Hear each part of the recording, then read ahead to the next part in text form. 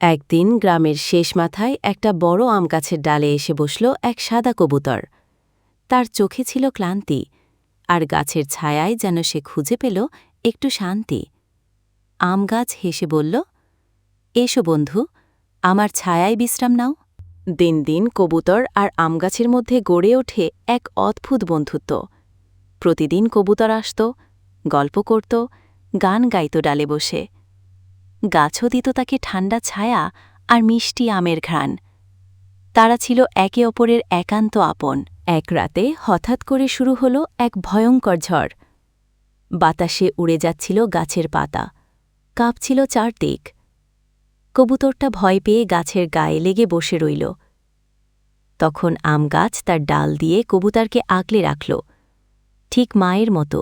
পরদিন সকালে সূর্য উঠল, ঝড় থেমে গেছে।